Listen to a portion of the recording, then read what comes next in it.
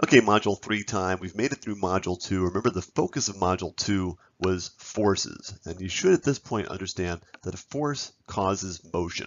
It causes something to go from being at rest to being in motion. It could cause something from being in motion to going even faster or perhaps slowing down. It essentially changes the motion. And so if you're thinking like a physicist at this point, anytime you see anything moving around you, you should understand that the object's just not doing it on its own, it's being forced to do that. So what we do in Module 3 now, and of course Module 3 deals with chapters 5 and 6 in your book, is we're going to extend that concept of force and then add in the factors of time and distance. Because it turns out that the amount of time you apply a force, or the distance over which you apply a force, affect the motion of objects as well. So look over here. What's this? A golf club, right? A golf club hitting a golf ball. What is happening when a golf club hits a golf ball? Even before it hits it, actually. Think about a golf ball just sitting on a tee there, minding its own business. Well, it's an object at rest, right? And it's going to remain at rest over forever and ever, right? Until it gets hit by that golf club. All of a sudden, whammo. Golf club hits the golf ball and it's sent into motion. It's being acted upon by an outside unbalanced force. The golf ball is sitting there, object at rest, and then all of a sudden it is acted upon by an outside unbalanced force which sets it into motion. Great. No big surprise there. But what do they tell you when if you're taking golf lessons? They will tell you two main things. They'll tell you keep your eye on the ball, and they'll also tell you to follow through, right? Why? Why? In fact, it's not true only of golf, but of pretty much any sport where you're hitting an object with another object. If you're hitting a baseball with a bat, if you're hitting a tennis ball with a tennis racket, it's always important to follow through. Why is it so important to follow through? What if you just stopped your swing when you made contact with the ball? Wouldn't that when you hit the ball, you're applying a contact force, right? And that would cause the ball to move. Wouldn't the ball then, still move if you just stopped your swing at contact? It would move, but it would almost instantly move away from your club face. Remember, with contact forces, you can only apply a force when you're in contact. So if you hit the ball and the ball jumps off the club face, then the club face can't exert any more force on the ball. So that's why follow through is so very important. Because when you follow through, what you're actually doing is when the club face comes in, it actually keeps the ball on the club face over several milliseconds before the ball then leaves the club face and goes down the fairway. That's important. So it turns out that the longer you can keep the ball on the club face, the farther your ball is going to wind up flying. So it's very important to maintain that contact, because with the contact, you can then apply the force. So when you make good contact with the golf ball, what really is happening is you are applying a force over a longer time period than when you make lousy contact. And that is the topic for the first part here of Module 3. If you recall from Module 1, we already talked about inertia. Inertia is essentially synonymous with mass. Okay, an object that has mass has inertia. It's that tendency to keep on doing what it's already doing. Think about a bowling ball. Pretend that a bowling ball is rolling down a hallway and you stick your foot out to stop it. Could you do it? I'd imagine so. If it's rolling at moderate speed, sure you could. What if we take that same bowling ball and fire it out of a cannon? Would you have any interest in stopping that bowling ball? No, right? But what's the difference? Isn't the inertia of the bowling ball the same in both cases, rolling down the hallway at moderate speed compared to flying out of a cannon? So it turns out the difference there is the velocity, right? It turns out that we can combine these concepts of mass and velocity into another quantity called momentum. Okay, so momentum includes not only the mass of an object, but also how quickly it is moving. Essentially, it's called inertia in motion. Okay, so just according to our the definition we just created, momentum, which again, it's given by a P. That's the shorthand for it. Don't ask why it's P. I guess because mass had already come along and gotten the M. But anyway, momentum is P, and you get it by multiplying the mass of an object times its velocity. And in fact, well, I'm going to show you the units of momentum are a little bit ungainly. They're not very pretty, but unfortunately there is no shorthand for them. So mass is typically in units of kilograms, and velocity in the metric system is usually in units of meters per second. And so you wind up with a unit for momentum, which is kilogram meters per second. And again, there's no shorthand like newtons or anything for that, but that's what we got. So the question is, how could you have a large momentum? Well, you can have a large momentum if either your M or your V, or perhaps both, are large. So for example, a jet would have a huge momentum. Why? Because it's got a huge mass and it's typically going at a very high velocity. On the other extreme, you could think about a mosquito. A mosquito has a very small momentum. Why? Tiny mass, tiny velocity. All right, so here's the first of, in addition to momentum, the next big definition we need to grapple with is the definition of impulse. Now, first of all, what does impulse mean? Have you ever made an impulse buy, like that candy bar that you grab when you're in the checkout line? Or do you know anybody who is impulsive? What do these terms mean? Do you notice that it has to do with time, doesn't it? It's something you don't really spend a whole lot of time thinking about. When it's an impulse buy, you grab it without thinking about it. When somebody is impulsive, they tend to make decisions without spending a lot of time thinking over the consequences, perhaps. So impulse involves time, and sure enough, in physics, it also involves time. Impulse, which is given by a capital I, is force times time. Now this is where we go back to the golf ball example. When you're hitting a golf ball with a golf club, you are applying a force. You're essentially pushing the ball off the tee. And like I said, if you can make good contact, which means keeping the ball on the club face for several milliseconds, that is going to extend the time during which you are applying your force.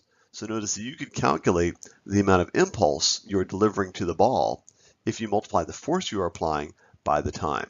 Now let's just for fun work on the units here. And remember the units of force in the metric system are newtons. And the units of time are seconds. And so the units of impulse are newton seconds. But it turns out, remember newton was just shorthand for something else, wasn't it? It turns out that newtons, if you recall, are actually just this uglier system of units, kilogram meter per second squared. That's what a newton is if we expand it as opposed to using the shorthand. Now think about what happens when you multiply a kilogram meter per second squared times seconds. Notice that the seconds, this seconds right here, will cancel with one of these seconds down here. Really, the second squared is just second times second in the denominator. So therefore, when we do the math of the units here, I'm left with kilogram meters per second as the unit of my impulse. And if you review a couple of pages back when we defined momentum, you should notice a similarity with these units. Okay, so here's the real key here to the first part of Module 3 is recognizing that there is a relationship between impulse and momentum. Think about the golf ball. Before it is hit, it's just sitting on the tee, has no velocity and therefore has no momentum.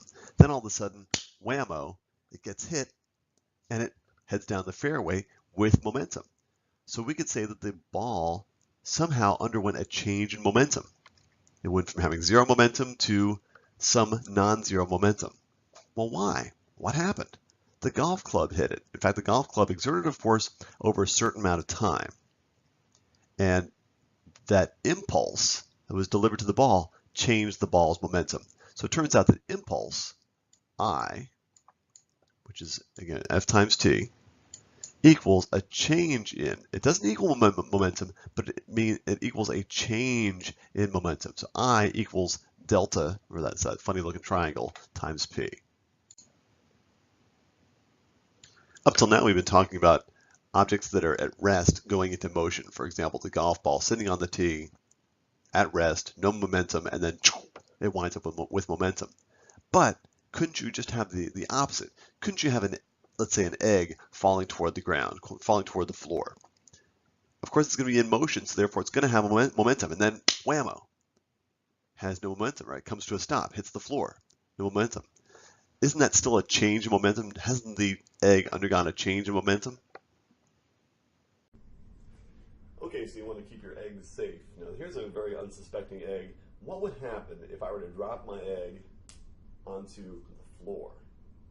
We all know what would happen. I would certainly run into problems with maintenance around here. They would not like egg all over the floor of my office. So to avoid any such disaster, I have the Swanson Scrambler, which is the self-contained apparatus against impact and breakage leading to egg ruination.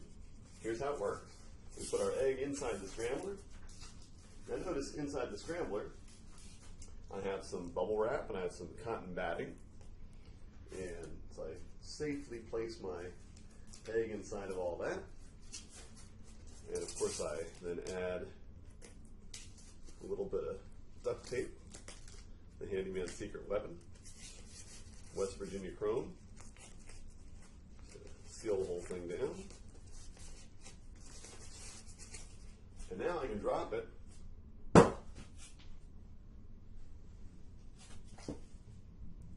And my egg is safe. What's the physics behind this? We'll talk about it. And actually, you're going to practice with it with a skill builder. All right. Okay, if you're thinking like a physicist, you should realize that eggs just don't come to a stop on their own. They just don't decide, okay, a falling egg just doesn't decide I'm going to stop. When it stops, it is being forced to stop. And where's that force coming from? It's coming from the floor, right? So this little skill builder, I encourage you to play around with it, allows you to kind of change some of the variables as far as how high an egg is dropped and what kind of surface it's falling on. And it'll help you to understand, first of all, how you can keep your eggs safe, even if you don't have a Swanson Scrambler, but really start to think about why. The egg is falling no matter what, and it's going to come to a stop. So it's going to undergo a change in momentum. Whether it's falling on carpet or whether it's falling on a hard floor, an egg is still going to be going at a certain speed. It's going to have certain momentum, and then it's going to wind up coming to a stop and having no momentum. So the egg is going to undergo the same change in momentum, and yet sometimes it cracks and sometimes it does not. And one of the keys in Module 3 is for you to understand why the egg survives in one situation but doesn't survive in another situation. We've already talked about the golfer and why you want to follow through when you're golfing. Your goal is to, of course, get the ball down the fairway as far as possible. In order to do that, you want to give the ball as much momentum as you possibly can. It's starting with a momentum of 0, so you want to change its momentum by a huge amount. The way you can do that is to apply as much impulse as possible. That's done by applying a large force over a large time. The same can be said of, let's say, cannons, right? What's the whole point of a cannon? To fire a cannonball as far as it possibly can go. What actually makes the cannonball move? You ignite some gunpowder in the back of the barrel. That gunpowder, when it ignites, creates an expanding gas, and it's that gas that pushes the ball. In order to get the thing to have a maximum impulse, you want to apply a large force. You want to have that gas pushing on the ball really hard, but of course you want to do that over a long time period. And therefore you have to keep the gas confined so it can keep on pushing on the ball for a long time period, and that means having a long barrel. A longer barrel is going to wind up giving you a longer range. Physics is full of conservation laws. This is the first one we're going to wind up talking about. It's the conservation of momentum. So first of all, what does it mean to conserve? What does it mean to conserve? To conserve means that you essentially wind up with the same amount of what you start with, correct? If you want to conserve your I don't know, energy, if you're a jogger, you try to pace yourself, right? You want to have as much energy at the end as when you started. Well, that's the same thing that's going on with conservation of momentum. Essentially what conservation of momentum is that you have the same amount of momentum in the beginning as you do at the end. To illustrate this, there's a couple ways of illustrating conservation of momentum in physics, either through explosions or collisions. And I'm going to first of all talk about an explosion. So for example, let's take an example of a gun. Okay, and I've got a gun, I've got a rifle here, and I've got a bullet inside the chamber. Now we could ask, what is the momentum before I fire the gun? What's the momentum of the system in this case, which would be my gun and bullet? Well, let's see. The bullet's not moving, the gun's not moving. If neither one is moving, as you've probably already figured out, neither one has momentum. So the total momentum before I do anything is zero. The total momentum of the gun bullet system is zero. Now all of a sudden I fire the gun, right? There's my explosion. Kablooey.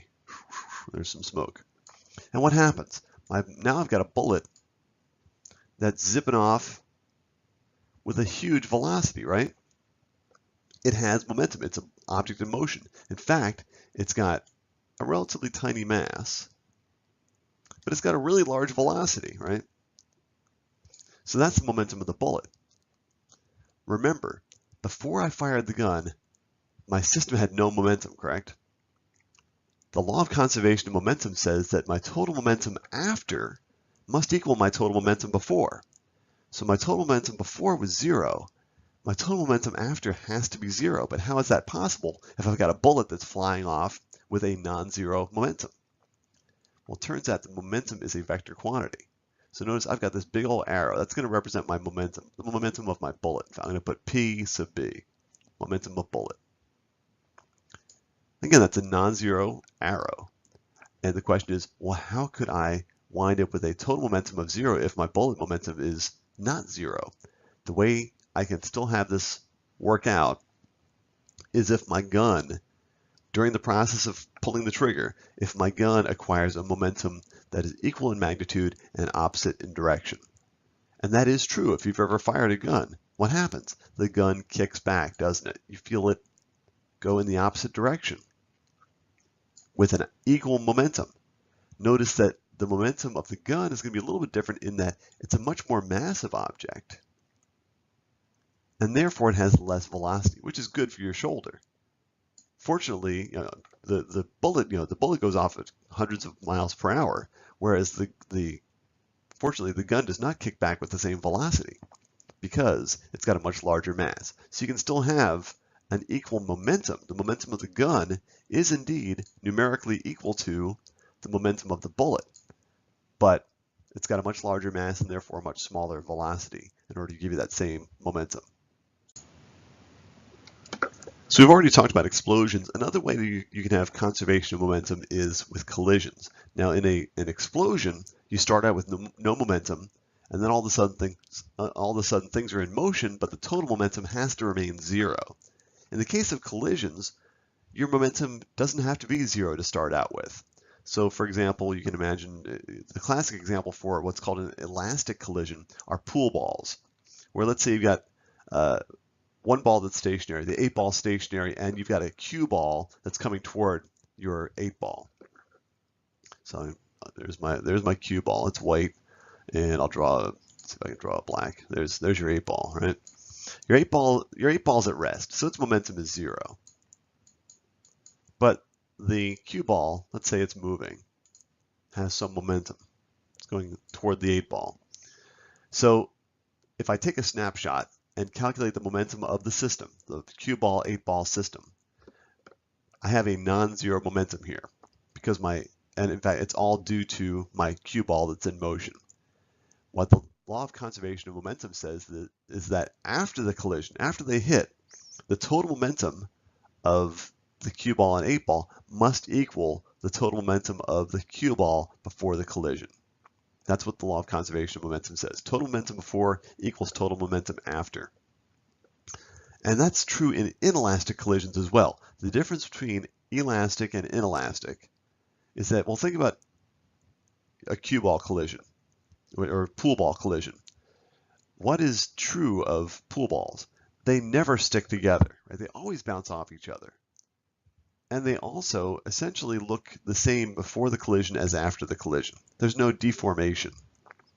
That is what's called an elastic collision, when essentially they don't stick together and they retain their shape.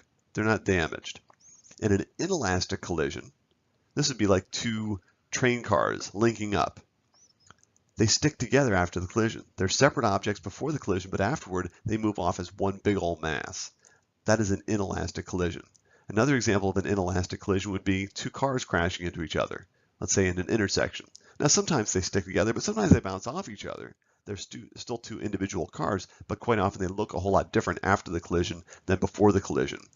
That's an inelastic collision. But the important thing for you to recognize is that it doesn't matter whether it's an explosion, if it's an elastic collision or an inelastic collision, total momentum will be conserved. The momentum before the collision must equal the total momentum after the collision.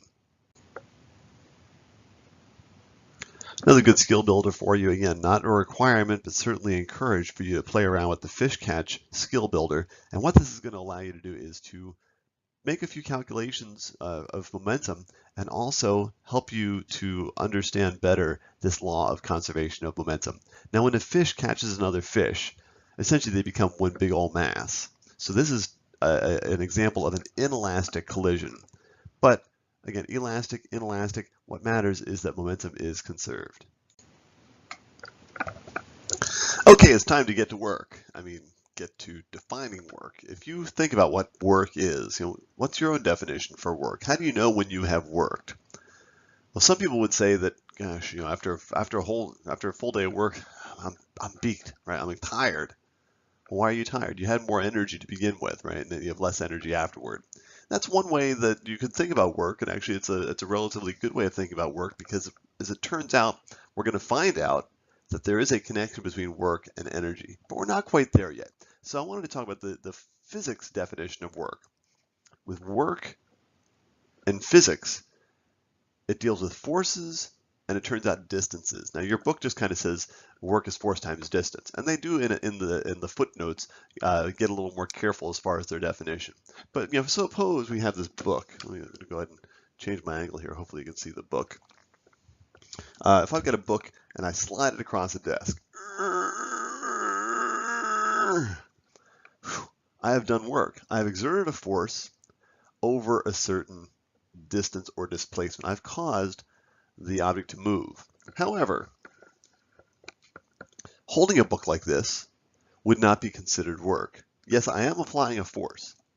I'm applying a force, again, think about the forces that are acting on this book. The earth is pulling down on the book. I am pushing up on the book. However, notice that despite the fact that I am exerting a force, I am not causing a displacement. This book's not moving at all. So therefore, I'm not technically doing work in a physics sense. Consider also, what if I go like this? What if I move my book kind of horizontally, like I'm holding a tray of plates and I'm working at a restaurant, walking around with the tray up on my shoulder?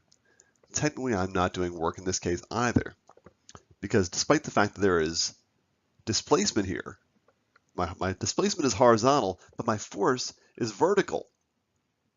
And if they're not in the same direction, I'm not technically doing work. However, what if I do this? What if I raise my book, if I lift it up? Yes, in this case I am doing work. Why? Because my force is in this direction and my displacement is also in this direction. When they're in the same direction, I am doing work. So we have to be careful not to just be lazy and say, oh, work is force times distance. That is only true when the force is in the same direction as your displacement. Okay, so I wanted to talk a little bit more about work. First of all, I wanted to explain that work is not a property of an object. We can't just say that an object has work.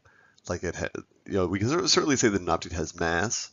We can talk about the velocity of an object or the position of an object. Those are all properties of an object. See this little piece of white paper? Or this is yellow, I'm sorry. Yellow little blob of paper here. We can talk about its mass, we can talk about its position, its velocity, that sort of thing. We can't talk about its work. However, work can be done on this object. Notice it is just sitting here minding its own business at a certain position. Now what happens when I do this? Haven't I moved it? Did you see how it moved? Right, I moved it. Well, why did it move? Because I exerted a force on it. In fact, I exerted a force over a distance. So it turns out I have done work on that wad of paper. And it turns out I have changed it. I have given it something that it didn't have before. Right now it's just kind of sitting here minding its own business. All of a sudden I do work on it, and now notice what happens. Wow. I gave it energy. It turns out that by exerting a force on it over a certain distance, I gave it an energy. In fact, that energy is called elastic potential energy. Normally I do this demonstration in class with spring-loaded guns. In this case, a rubber band will work just fine. It's the same concept. I'm able to store some energy in this rubber band, which is then transferred to the paper when I release it. And then the paper flies off with momentum, and it turns out with also kinetic energy, energy of motion. We'll talk about these different types of energies here in the second part of Module 3. What's most important, though, for you to recognize is that when I do work, I somehow change the system. I exert a force over a distance, giving that object some energy it didn't have before.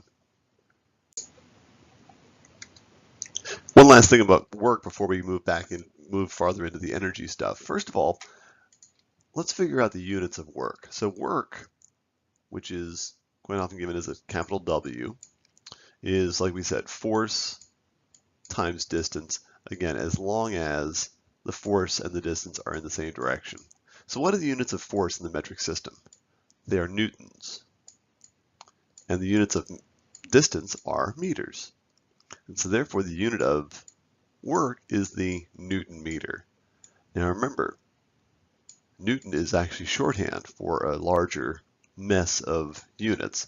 But for the time being, we're just going to say that work has units of Newton meters. We'll come back to revisit this unit a little bit later when we define the units of energy.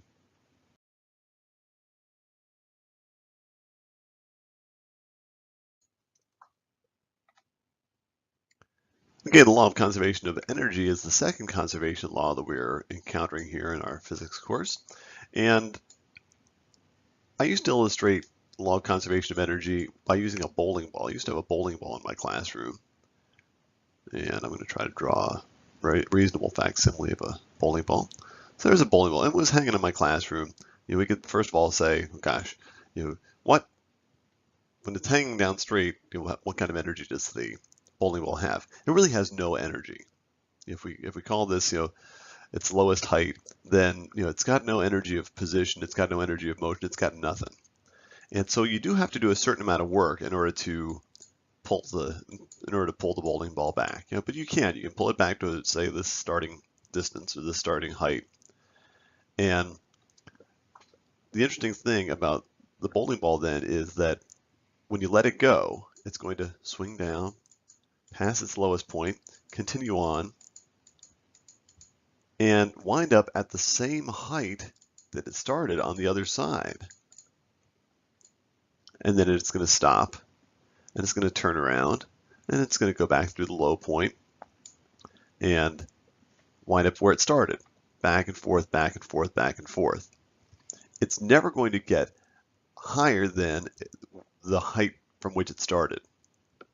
That would be a violation of the law of conservation of energy. Conservation of energy says, once I've given this thing some energy, and once I pull that bowling ball back and I let it go, and then as long as nothing else touches it, it's going to continue to swing back and forth, never reaching a height any higher than where I released it. So that's why I used to be able to stand here with my big old schnoz, my big old nose here, and I could feel confident that that ball would never swing back and hit me in the nose. As long as I released it from a point lower than my nose to begin with, it would never swing higher, unless some student who had had enough of me came along and gave the ball a shove. Now that would be an outside force acting on the system, essentially adding energy to the system, in which case, yes, then the ball would swing back and clunk me in the head. But as long as there is no outside force, there's no outside force doing outside work on the system, then the law of conservation of energy will be upheld in this situation.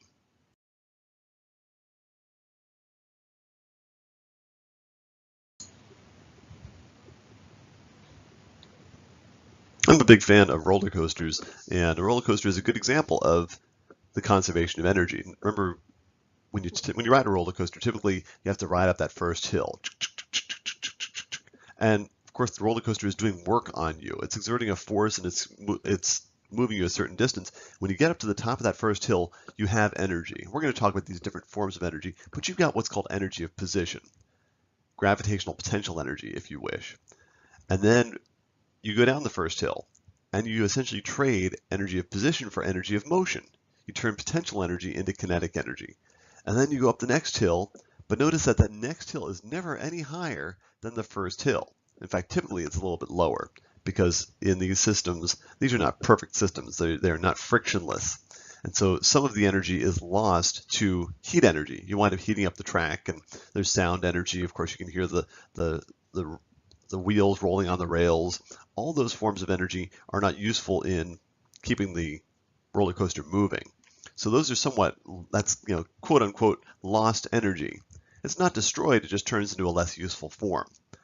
But the fundamental law in roller coaster design is never make any of the subsequent hills any higher than the first hill, because that would be a violation of the law of conservation of energy. We've been using the term energy. We haven't formally defined it. Energy is the ability to do work, and it is given in metric system as joules. And I wanted to draw your attention to the definition of a joule. A joule is a kilogram meter squared per second squared. That should be very interesting if you recall what newtons are. Remember, newtons are kilogram meters per second squared. That's what a newton is. So notice how very close a newton is to a joule. A joule is a kilogram meter squared per second squared. Notice that a newton is a kilogram meter per second squared.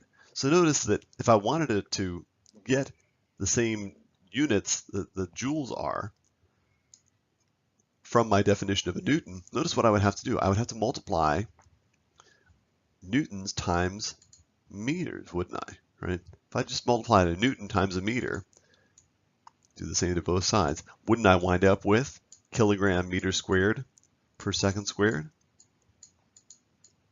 Remember, I told you to keep this kind of in the back of your head a couple of slides ago, because it turns out that yes, when I multiply a newton times a meter, I wind up with the same unit as a joule. They're equivalent to each other. Joules and newton meters are the same. And if you recall, newton meter is the unit of work in the metric system. So it turns out that the units of work in the metric system, newton meters, are equivalent to the units of energy in the metric system, which are joules. Okay, we've now defined what energy is. We're going to now get a little more specific and talk about a couple of different forms of energy. The first being potential energy. When we say potential energy in this class, we're actually talking about a certain form of potential energy called gravitational potential energy, or energy of position. So I can take this mass right here, and I'm going to just start it right here. I'm going to say, okay, it has no energy right now. It has no energy of position, has no energy of motion. I'm going to call this height 0. Now, if I lift my mass a certain distance, now I've given it some height. If this was 0, it's now got some non-zero height. The mass has what we call gravitational potential energy. Now it's not doing anything right now, right? But now it has the potential to do something, right? It could fall. So that's what gravitational potential energy is. Essentially, you're storing energy in the object due to the fact that you have done work on the object. I had to work. I had to exert a force over a distance to give this mass a certain amount of energy. I did that work against the Earth's gravitational field. The Earth's gravitational field is trying to pull this mass toward the center of the Earth. I am fighting that. I am moving the object actually farther away from the center of the Earth right now. Of course, it requires work. I had to exert a force over a distance, and notice my force and my displacement are in the same direction. I am doing real work, and by doing work, I am storing potential energy. Now, when I do let it go, notice what happens. That energy of position turns into energy of motion. That brings us to kinetic energy. Kinetic energy is the energy of motion. Anything that is in motion, we've already talked about objects in motion having momentum. They also have kinetic energy, which is called energy of motion. Now I wanted to check out the units here real quick, just to show you that despite the fact they're calculated different, gravitational potential energy, and quite often it's written as GPE, just to specify. is mass times the acceleration due to gravity times height. So what's mass? Mass is in kilograms.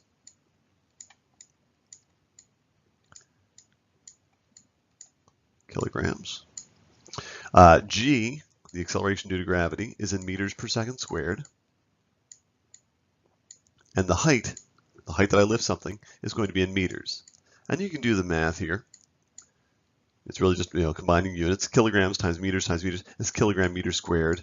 In the denominator, second squared. It turns out that yes, these are joules. If you go back to the last slide and look at the definition of a joule, yes, potential energy is in units of energy, which is units of joules.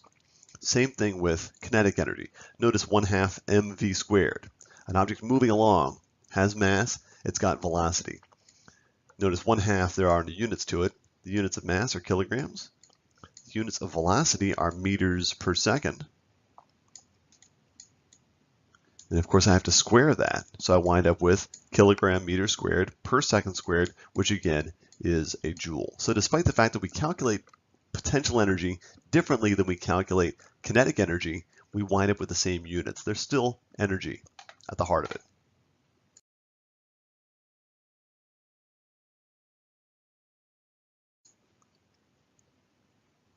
Okay, so this is a boulder resting on a mountainside. It does have height, it has mass, it has energy of position. How much energy? Well, let's calculate it. So the mass they tell us is 100 kilograms. 100 kilograms. G is 9.8 meters per second squared. Let's just call it 10 between friends. It makes the calculation a lot easier. Meters per second squared. And my height is going to be 500 meters.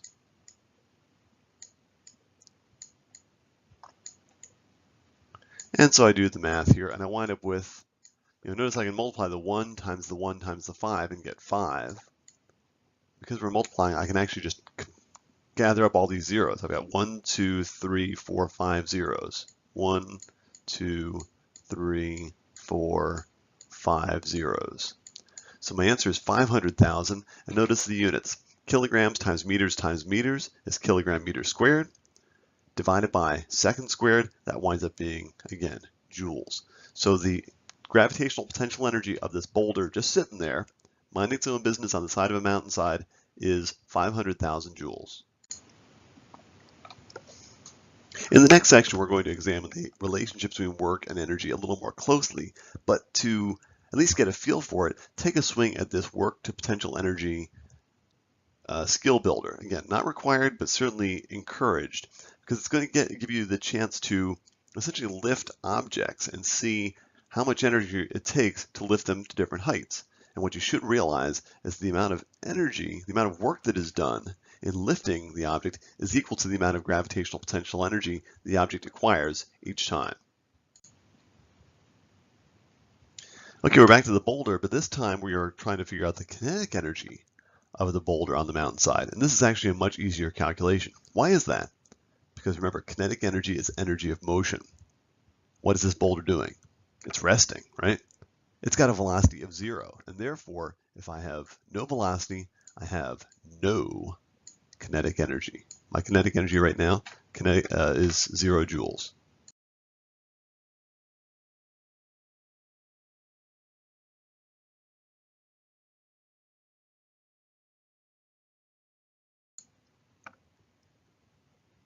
Machines. Machines are not magic. They just simply allow the impossible to be possible in some cases. For example, let's think about the lug nuts on the tires of your car. Can you take them off with your hands? No, probably not. I would hope not. The reason being, despite the fact they don't have to be turned very much, let's turn them a little quarter turn to get them loose, the amount of force required to turn them is usually larger than the human hand can produce. So what do? You grab a lug wrench or a tire iron, and then and therefore you apply a smaller force, but you usually have to apply it over a longer distance. You put this little bar on the nut, and when you push down on it, you have to push, instead of just a little turn, fractions of an inch, you actually have to move your hand several inches, if not maybe a foot. So you apply a force over a longer distance, but the beauty is that you can apply less force. You can get the same amount of work done. using this simple machine that's actually called a lever in the case of, or wheel and axle in the case of a lug wrench. So again, work, because of the way it's defined, you can get an equal amount of work two different ways. You can either apply a huge force, I'm going to make a big old F and a small little d, or you can apply a much smaller force but a larger d. You can apply a small force over a large distance, or you can apply a large force over a small distance, and it results in the same amount of work. That's the entire principle behind simple machines. Now the book only discusses, I believe, two simple machines. It discusses levers and it doesn't even discuss pulleys, I guess. But I think actually it does discuss pulleys. In this section of the notes here, I'm going to actually go through about 6 different simple machines. So look for these in the real world. Okay, so the lever is a simple machine that is discussed in the book, but let me just talk about why you would want to lift something with a lever. You know, let's imagine I've got a box here. It's on a floor, and I want to lift it up onto, I don't know, this table over here. I'm going to put a table right there. But let's think about this. This box is like really heavy, and I physically cannot lift it this distance. That's how high I need to lift that to get it onto the table. So what's my option? Well, I could get a little pivot point, a little fulcrum, and get a big old board and shove it under my box. That becomes a lever now. And so what I can do is I can pull down on my lever. But notice that in this case, I would have to pull, I'd have to apply a force downward on the end of my lever in order to apply a force upward on my box. And notice the big difference is that I would have to apply my force, I have to pull my lever all the way to the ground, a much greater distance than I wind up lifting the box to get it up onto the table. But again, it makes the impossible possible. I couldn't lift that box just with my hands, lifting straight up. So I'm willing to make that sacrifice of applying a force over a greater distance, because then I can use a smaller force. Now, pulleys are an interesting machine also described in your book because they can do one of two things. They can either simply redirect your force without multiplying it, or they can multiply your force. An example of just redirecting would be, let's say, those blinds, those mini blinds that cover your windows. You really don't have any multiplication of force there. But the important thing is that it allows you to redirect your force. When you want to open your blinds, you don't want to have to climb up on your counter and lift your blinds every time you want to open them. It's much easier to pull down and have a mechanism that will lift them up. So you're actually able to lift up the blind by pulling down on the string. So essentially what you got is just a redirection of force. By pulling down, you lift up, and that's because the string goes over the wheel of the pulley and redirects the force. However, sometimes you're lifting something that's impossible, such as the man pictured here. He's trying to lift an impossibly heavy weight, 350 newtons. He's an old man. He can't lift very much. So what does he do? He uses what's called a block and tackle system. This is not a simple pulley. This is actually a system of several pulleys. And he's able to make the impossible possible. He couldn't lift this just with his bare hands by using the block and tackle. He can lift it. What's the sacrifice that he makes? He has to pull more rope. This object may only be lifted a very short distance. You know, I think in the PowerPoint it may have him. You know, it may only go up 1 meter to lift a 350 Newton weight. So essentially, he's doing 350 on the outside, on the output end of things. He's exerting a 350 Newton force on the block by virtue of the block and tackle system, lifting at 1 meter. So he winds up on the output end getting 350 Newton meters of work done. Of course, he doesn't have to apply 350 newtons. If he could apply 350 newtons with his own body, he would have just lifted it up without all this mess. But he can't.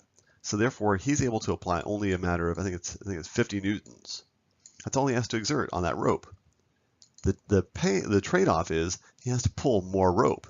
He he has to apply that force over a distance of 7 meters. He has to pull 7 meters of rope in order to make that chunk of metal rise 1 meter into the sky. So he still winds up doing 350 Newton meters of work. You don't get something for nothing in this world, my friends. You still put the same amount of work in as you get out.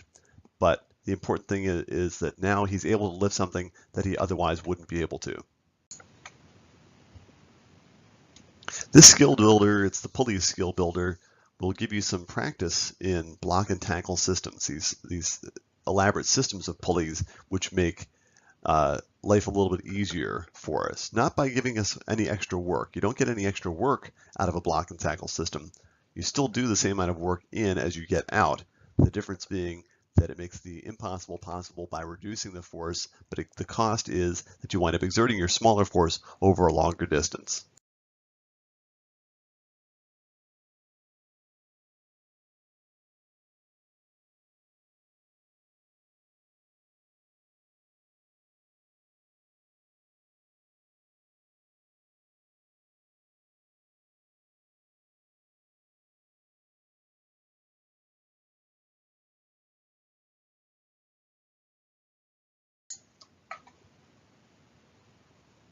Okay, so as described on the last slide, efficiency, we'll just do it as EFF.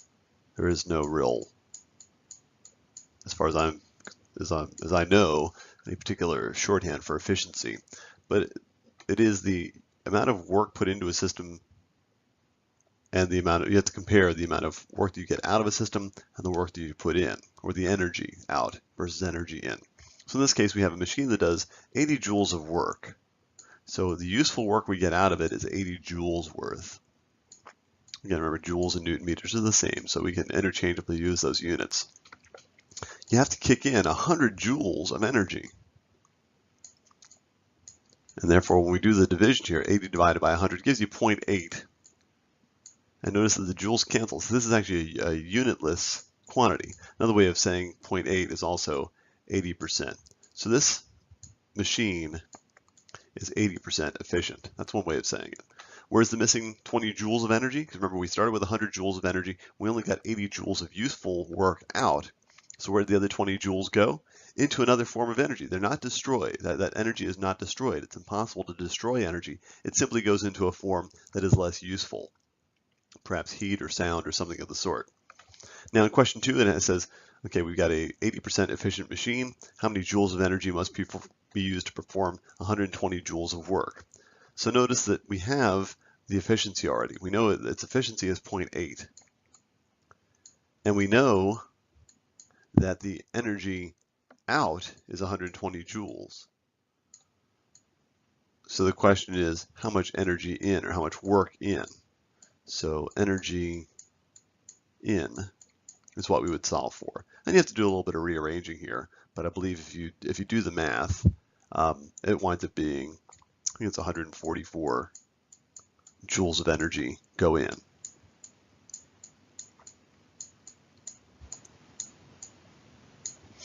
Again, so we put in 144 joules, we only got 120 out. Where did the missing 24 joules go? Into heat or sound or some other form of less useful form of energy. Power is a concept that's introduced in section 6.2 of your textbook, and it is the rate at which work gets done. Notice that we've not mentioned, when you lift an object, you do a certain amount of work. If I lift a 50 Newton bag of marshmallows 1 meter high, I do 50 Newton meters of work. There's no mention as to how quickly that gets done. As long as I lift it 1 meter, I do the same amount of work no matter whether I do it quickly or whether I do it slowly. If I want to take into account how quickly work gets done, that's when I start talking about power. Power is work divided by time. And the units are actually defined as watts. So you have to be very careful that you don't confuse the abbreviation W for watts with the abbreviation for W for work. So power, which usually is a capital P, now lowercase p is momentum, capital P is power, is work divided by time. Of course, we know that work is in Newton meters, or it could be in joules. So joules per second, and that actually is redefined. That's given as a watt. And usually, to differentiate my watts from my work, I make a W with those little bars on the top of the ends there, just to specify that indeed I'm talking about the unit of power, which is a watt. And you've probably heard of the term watt before when in relation to light bulbs, right? A 60-watt light bulb versus a 100-watt light bulb. What's the difference in those two light bulbs? 60-watt light bulb is dimmer, right? A 100-watt light bulb is much brighter. Well, why is that? Because the 100-watt light bulb is kicking out more energy. It's producing 100 joules of light energy per second compared to a 60-watt light bulb, which is producing 60 joules of light energy every second. So that's the difference between the two different types of light bulbs. This is a page that actually comes from an older version of the textbook. The textbook used to come bundled with a practice book, and I don't believe it does anymore, but I think this is such a good page. It really tests you to see whether you truly understand the fundamental concepts taught here in Module 3. So I'm going to leave this page in here. I really want you to spend time on this page because the next few pages in the PowerPoint here are actually going to be quiz questions that are going to force you to answer all the questions in the book, or out of the practice book here. Okay, so this little demonstration is going to hopefully clarify any issues you are having with the civic and town car question. Now, in this little demonstration, I'm going to use my little orange car here. That's going to be my Civic. It's going to be coming off of the cliff at a faster horizontal velocity. And hopefully you figured that out from the activity, the several questions. In this case, the golf ball is going to be my town car. Now, the town car does actually roll off with a small horizontal velocity compared to the Civic, but just to keep things simple, I'm actually going to essentially make it a 0 horizontal velocity. I'm just going to drop it straight down. It's not going to have any horizontal component to its motion. That's just to make it easier for me, because what I'm going to try to do is I'm going to try to drop the ball at the same time that the Civic leaves the cliff, so that we'll see which one spends more time in the air. That's going to answer one of those questions. And it's also going to answer which car lands farther horizontally from the cliff's edge to the landing spot. But it does take a little bit of doing because it's tough to time with two hands, tough to get my left hand to drop it at the same time that the ball rolls off the cliff. But I'll give it my best shot. And again, I encourage you, don't take my word for it, don't take my demonstration for it either. Try this for yourself at home, but this is just a basic idea as to how you would set this up. All right, here we go. Civic versus town car. Let's try it again. I dropped the one a little faster that time. Do you hear? They hit at the same time. Both cars spend equal amounts of time in the air. Why is that? Because they go equal amounts vertically. And if you recall from your Newton's second law stuff, when they're both in the air, the only force that is acting on them is gravity. They're both in free fall.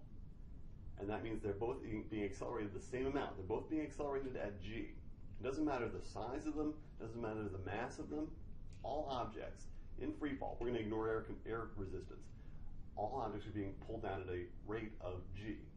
And since they're both falling vertically the same distance, if the acceleration is the same and the distance is the same, the time of fall should be the same. Now you should have noticed also that my Civic landed farther horizontally from the base of the cliff than my town car did. Well, that makes sense as well, because the Civic had a much larger horizontal velocity than the town car did, and therefore the horizontal velocity doesn't change, even though we're adding vertical velocity as the thing falls. Its horizontal velocity continues to take it this way, and therefore the Civic travels a greater distance from the edge of the cliff.